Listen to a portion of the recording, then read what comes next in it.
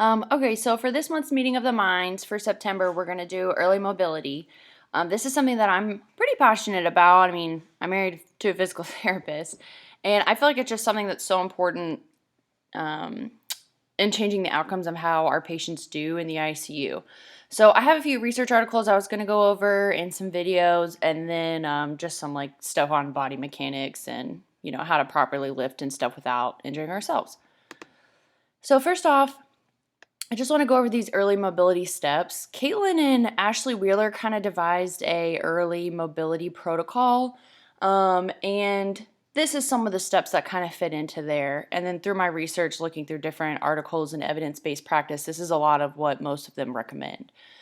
So just getting your patient into the chair position or cardiac chair to start. I mean, even if they're ventilated or sedated, just to sit them in the chair position or get them in a position with their head and bed up is going to help with secretion management and the expansion of their diaphragmatic and respiratory muscles. So, I mean, if possible, we should at least, at a very, very minimum, be putting our patients in a chair position for, a portion of the day, of course, with turning them and keeping them off of their bottom.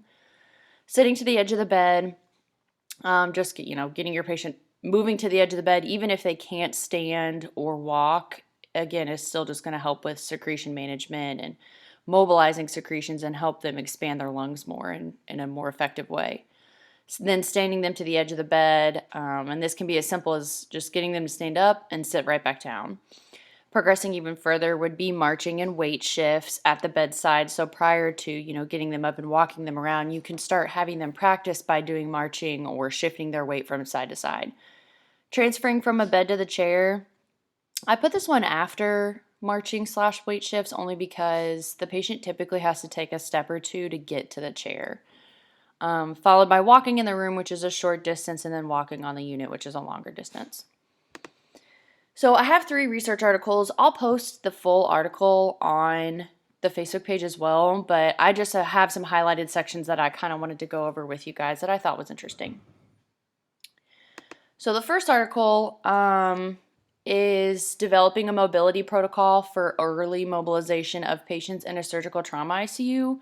I obviously picked this one because it's so applicable to our unit, since it's the same type of unit in this research study. It's a pretty lengthy article, so like I said, I'm just going to go over the highlighted portions. Some of the introduction facts are that critically ill patients can lose, I've seen both up to 20 to 25% of their peripheral muscle mass within 4 days of being mechanically ventilated. So I thought that was pretty interesting. I mean, it doesn't really occur to us how quickly these patients start to lose their muscle mass and how quickly they decondition when they're on the ventilator, because 4 days isn't that long. Some of our patients are on the vent, upwards of 2 weeks. So I thought it was a interesting fact. Up to 60% of discharged critically ill patients may have long-term complications, which keep them from making a full recovery. I didn't know this. So 60%, I mean, that's a lot. That's more than half of our patients that we discharge eventually from being in the ICU and out of the hospital don't make a full recovery. Early mobilization of patients in the intensive care unit, in addition to daily wake-ups or sedation vacations, and spontaneous breathing trials, or CPAP, can enhance functional status, increase recovery time, and decrease hospital stay. I'll talk about this a little bit more too later in the slideshow, but I think it is so important for us to make sure we're not over sedating our patients and we are doing sedation vacations once a day, to maybe even give them a chance at CPAP for just, 10 or 20 minutes, just to kind of increase the strengthening of their respiratory muscles and, give them a break from being so knocked out. The introduction of this article talks about several different studies. This is the one that I thought was the most interesting. It says that a study examined the impact of early exercise during sedation interruption. Patients were randomized into 2 groups following being on the ventilator more than 72 hours. Patients in one treatment group were given physical and occupational therapy during their sedation vacations, and then patients in a different group were not. They were just provided the standard care while they weaned the sedation down and let them wake up for a portion of the shift. So patients were in the treatment patients in the treatment group were more likely to return to independent functional status. So 59% versus 35% were more likely to return to their full functional status when they actually had PT and OT during their sedation vacation. They had a shorter incidence of delirium, and they also had more ventilator-free days, which I thought those were pretty interesting. I mean, 3 versus 6 days, that's a pretty substantial difference of how many days the patient's on the ventilator just by doing a little bit of exercise during their sedation vacation. This is just a little protocol. I'm not going to read through this whole thing, but I will print it off because I thought it was really interesting. There's no standardization of an early mobility protocol that's out right now, which is a little bit of a hole in the research because there's several different early mobility protocols that have been created, but none of them have, have had supporting evidence to say this is the best early mobility protocol for patients on the vent or in the ICU. So this one I thought was interesting because not only does it talk about, does the patient meet criteria? It talks about their RASS, how sedated they are, if they meet criteria, have they tried spontaneous breathing trials? I thought it was really interesting. So again, I'll print it off and keep it on the unit in the critical care resource binder. The methods for this study, they basically created a protocol that, again, was similar to those mobility steps we talked about. So they decided, 1 through 6 of the different activity events where the patient could kind of fit and progress from. So they just went from, bed and chair position to sitting on the side of the bed, standing at the bed, doing exercises, weight shifts, squats, marching at the side of the bed, walking a short distance, and then walking a long distance. All of the potential studied patients had to be cleared and approved by their primary team attending. Obviously, I think that a barrier to us being able to mobilize our patients sometimes is the physician staff not being on board. So just to make sure that we're being safe and that the patients are being safe, it's always important for us to advocate for early mobilization, but that is an order we have to receive from the doctor. The mobility progression was started by the bedside nurse and a member of the research team twice a day until discharge from the SICU. So I think it's a bit far-stretched for us to try and mobilize twice a day at this point. I know that our staffing's been a little bit short and we've had a lot on our plate with it being trauma season. But you don't necessarily have to have the PT and OT in the room to start mobilizing your patients. As long as you've cleared it with the physician and you and another staff member are comfortable mobilizing the patient, we are allowed to move our patients. If I have a question or I'm a little bit unsure, say the patient has had a stroke and has hemiparesis or something a little more extensive, I usually like to speak with a physical therapist or occupational therapist first. But scooting your patient to the edge of the bed on the ventilator is absolutely something 2 nurses and the respiratory therapist can do together. Again, this is a lengthy study, so I will post this if you guys would like to read through it. It was very interesting, and I enjoyed reading it. This is a little bit more in-depth mobility decision tree of the protocol that they created, and it goes more in depth of like how vigorous the activity is that the patient does. And then in the conclusion, it showed that as a result of limited activity, patients can suffer from deconditioning, muscle weakness, and infections.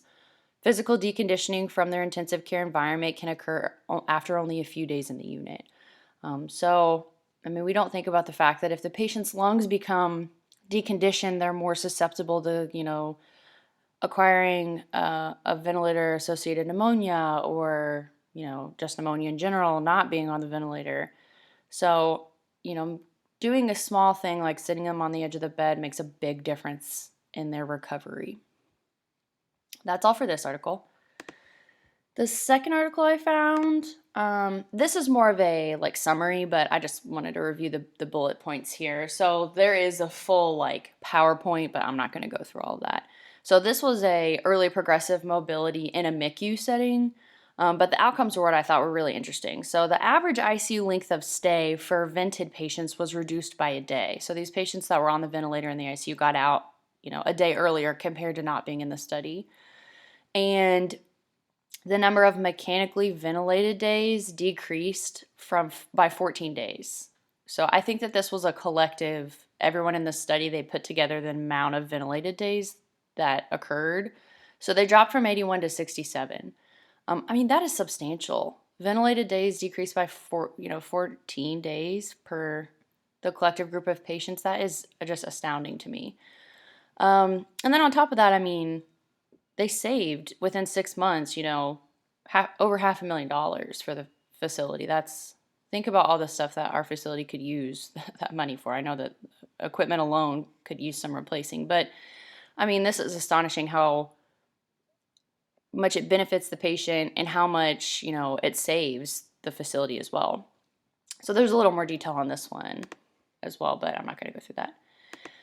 And then lastly, I think something that's most important to our unit and some of the barriers that we see is that we don't really have time to mobilize our patients. But I think if we really try and take the 30 minutes to an hour out of our day to prioritize it, and just like I said, even getting them sitting in a chair position can make such a catastrophic difference for these patients. So I like this little small article out of one of the journals just because I thought this was pretty applicable to our situation. So kind of here's what you can do. We talked about this already, minimizing sedation. So you can't move your patient if they're absolutely, knocked out and they can't move their own body.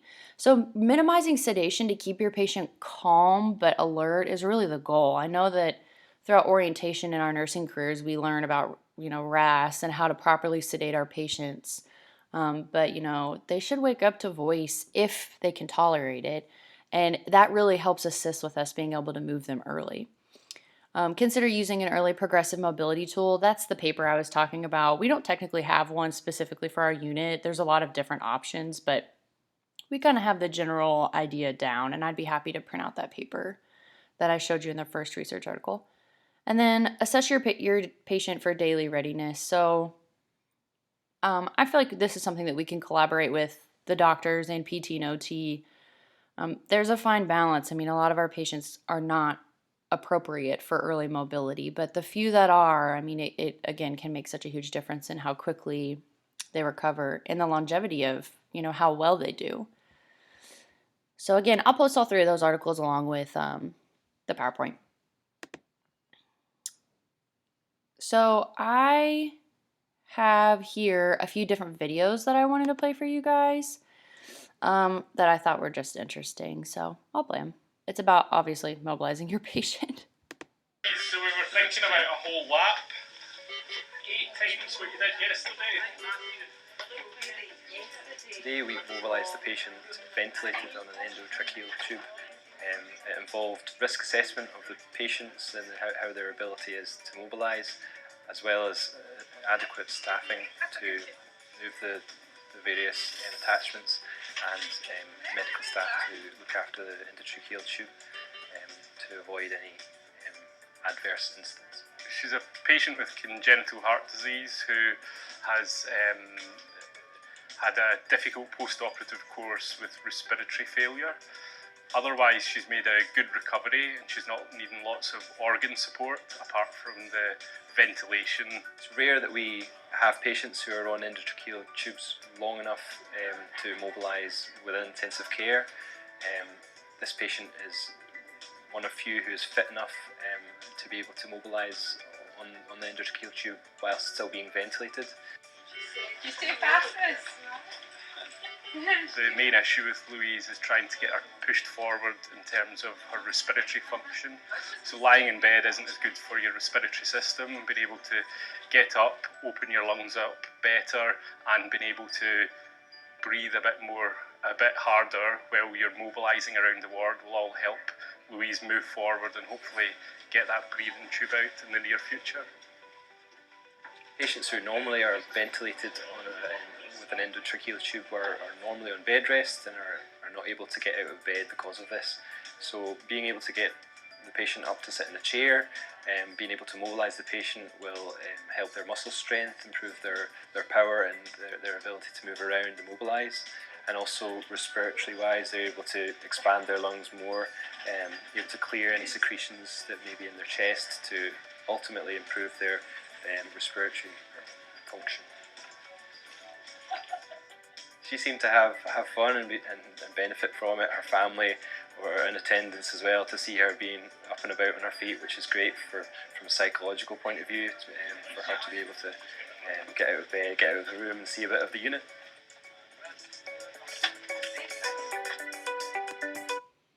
I thought that one was cool. Also, they have a Scottish accent, so I thought that was fun. This is another one shot in the Cleveland Clinic, obviously, which has, you know, an astounding number of resources. But this is in a neuro ICU, and in this video, they do have a lot of equipment as far as like lifts and stuff, which I know is not really readily available to us, which I would be happy to talk to Caitlin about. I know that there are lifts, and we can order lifts for our patients, so that is something we do have access to.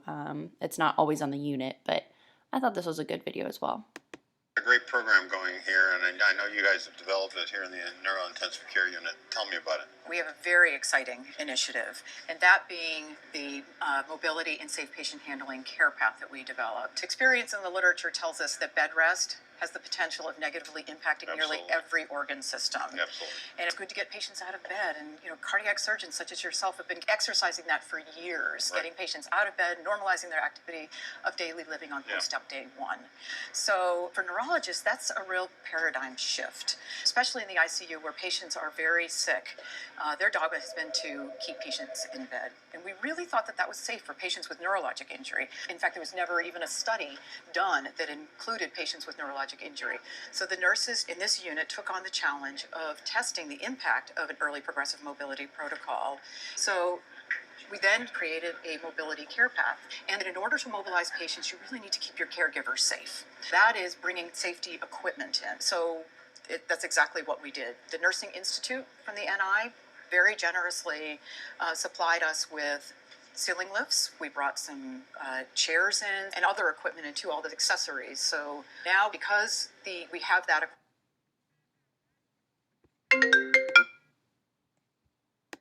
and we were able to apply this care path throughout the Neurologic Institute. They also have safe patient handling equipment in their step-down unit and their regular nursing floor. And then for 4 months, we tested the implementation of this protocol, and our results were phenomenal, much better than we ever expected. What'd you see? So not only did we reduce hospital complications across the board, we had our patients spent less time in the ICU, 36% decrease in the time spent in the neurological intensive care unit.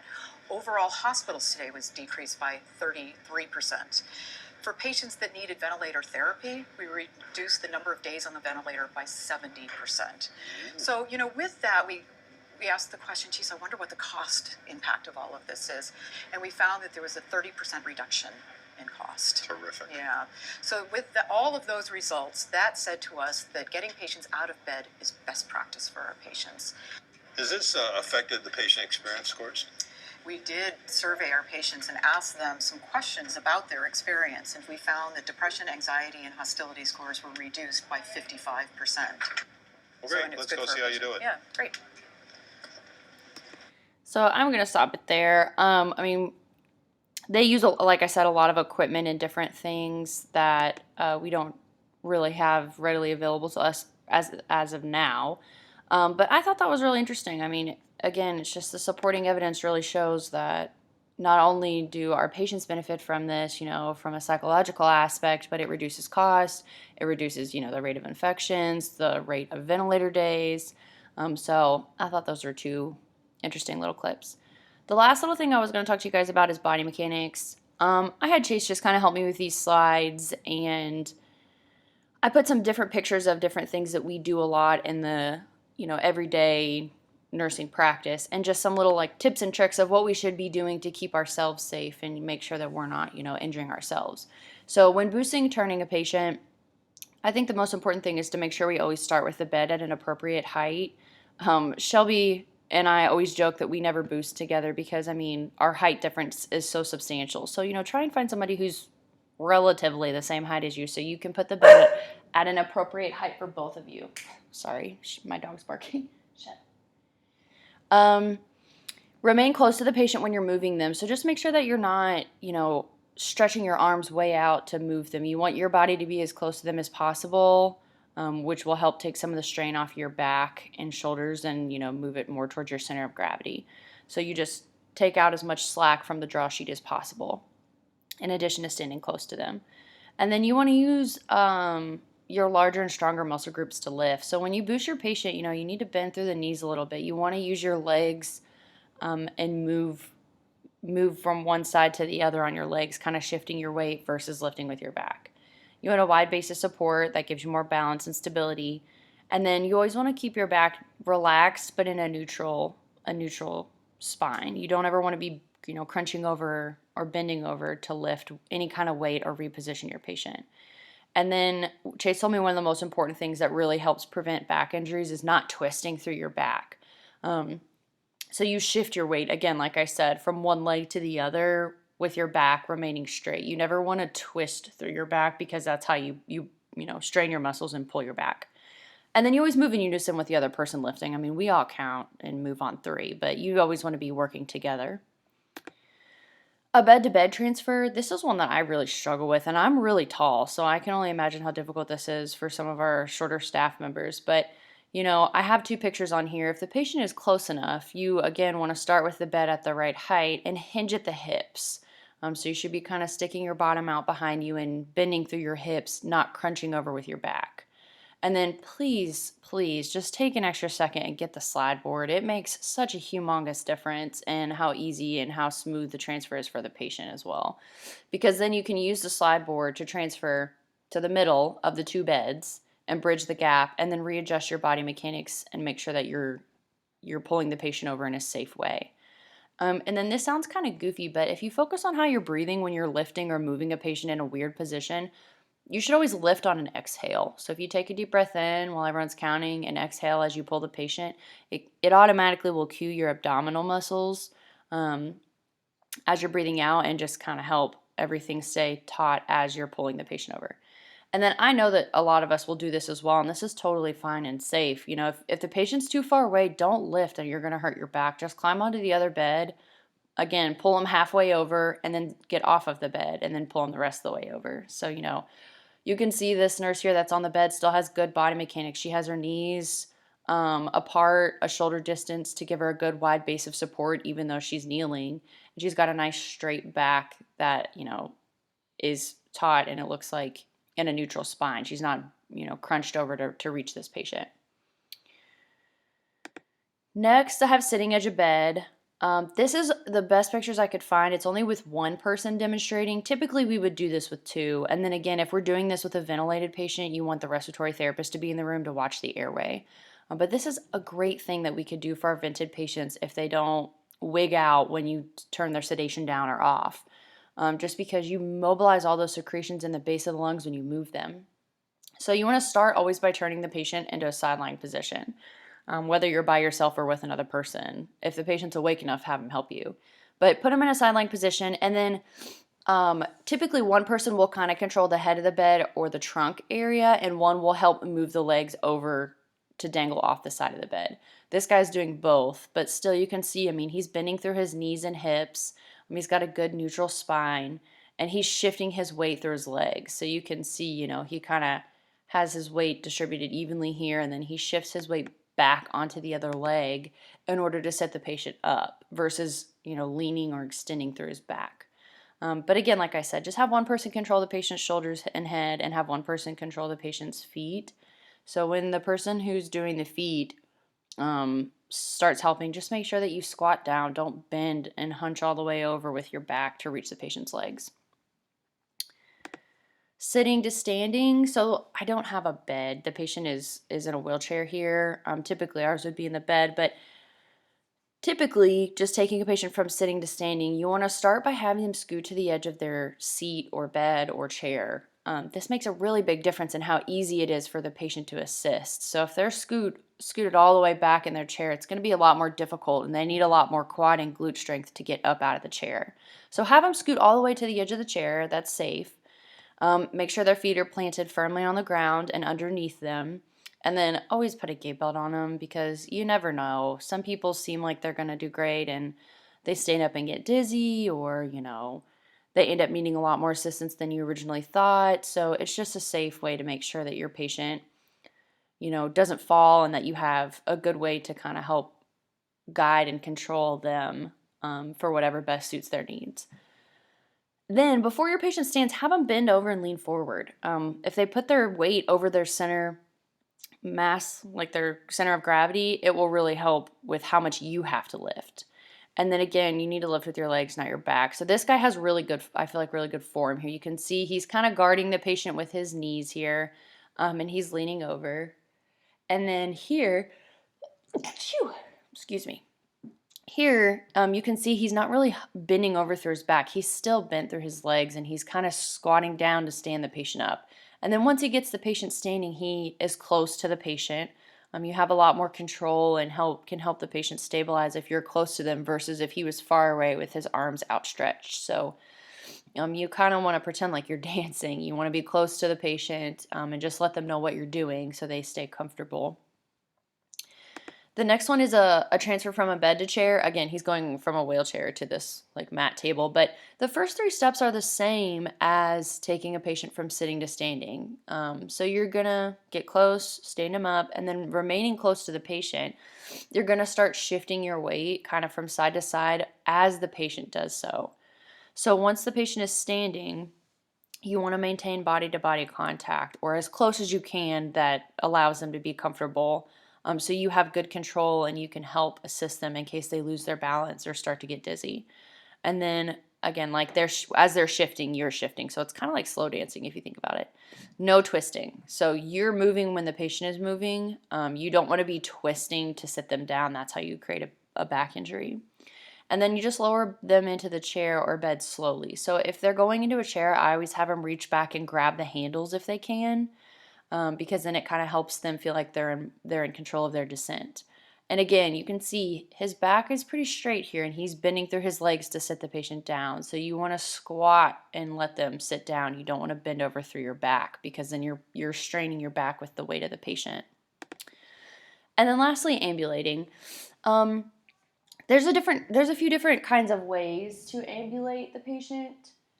So you could just do a single assist. If you do this, I typically like to stand on the diagonal, so you can see this nurse is holding the patient's hand, and then one hand is behind holding the gait belt to stabilize them. This is for a little bit more advanced patient or someone who's a little more steady on their feet. If you are walking them and they need a little bit more assistance and it's only you, you can stand right behind them and you'll have much more control and can help hold some of their weight. If this is the case, typically we should just get another nurse and then do a double nurse assist or double, healthcare professional assist on the diagonal. So 2 of you are holding the gait belt in the back, and then you both have hands free to assist the patient in the front. I feel like that's typically what we would do. And then again, if the patient's ventilated, you're going to need even more assistance to help with the ventilator and maintaining the patient's airway. But physical therapy also is always really good about helping us get any assistive devices we need, so walkers or canes or whatever the patient needs. They're usually pretty good about helping us get that stuff available. So that's pretty much it. I mean, it's not anything crazy. I will post all the research articles, and of course I'll post the PowerPoint slides so you guys can reference it. But I mean, at the end of the day, I think that it's always a little bit of extra work for us, which can be challenging with how many tasks are already put on our shoulders. But ambulating our patients and mobilizing our patients early makes such a huge difference in how quickly and how effectively they recover. So I just wanted to do a little PowerPoint slide on this and motivate us all to move our patients more. Thanks guys so much. I hope everybody has a good rest of the day, and I'll see you guys soon.